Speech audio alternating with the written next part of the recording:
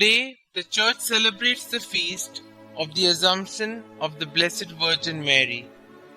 Lack of explicit mention of the privilege of the Assumption as such in the New Testament notwithstanding, tradition and sound theological reasoning indicate its implicit revelation in the Scriptures.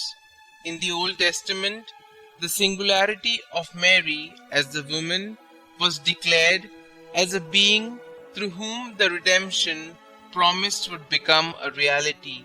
The New Testament declares the fact of that redemption, and the Blessed Virgin was full of grace and could not be perfect as God had foretold, unless she remained incorruptible. Rightly then, Saint Germanus of Constantinople wrote that Mary's virginal body is an altogether holy and chaste dwelling for God and can never know dissolution into dust. The tradition of the Assumption was already proclaimed as early as in the year 749 by Saint John Damascene.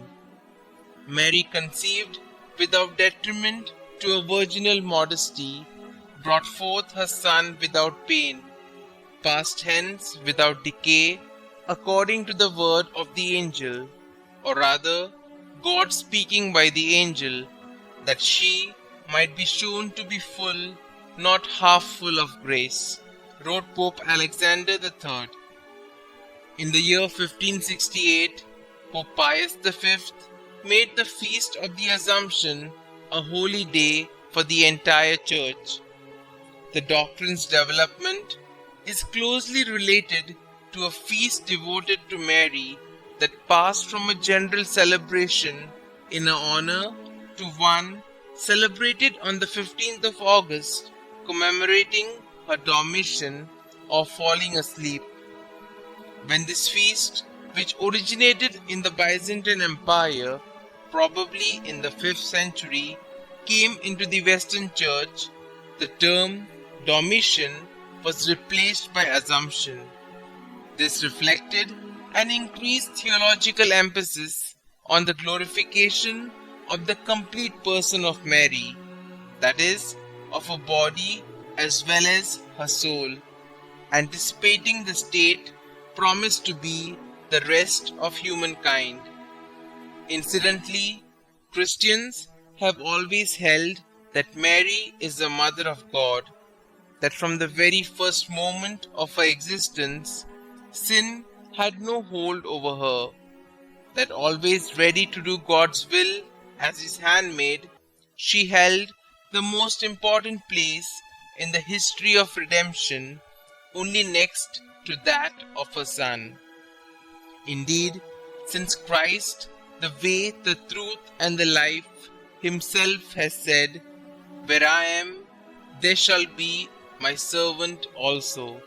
Consequently, it was only after He had sought and obtained from the world's bishops a formal assessment as regards the sentiments of the people in each diocese that Pope Pius XII defined the dogma of the Assumption as a doctrine of faith in his encyclical Munificentissimus Deus on the 1st of November 1950. Today, the new Holy Ark, who conceived the Creator of the world in her womb, comes to rest in the temple of God Himself. Today, the Church rejoices in the exaltation of the humble handmaid of the Lord. Indeed, God the Almighty, who has done great things for Mary, as declared by her in the Magnificat, has now done the greatest of all great things for her. Truly, the Assumption has been well described as Our Lady's Easter, for on this day we celebrate not only her passing from this life, but also her resurrection and ascension into heavenly glory, whereby she shares fully in the triumph of the risen Lord. In the light of this perception, the Magnificat can be best understood as Mary's own testament of faith, a testament that dares us manifest the depth of our own faith, a faith that challenges us to look inward. As the Holy Father, Pope John Paul II says, each of us has to look at his or her own life with the eyes of Mary. What he did in her, he did for us, and therefore he did it as in us. Rightly then, on this feast, the greatest of Mary's feasts, the Church Universal, with one voice, joins Mary in exalting holy his name.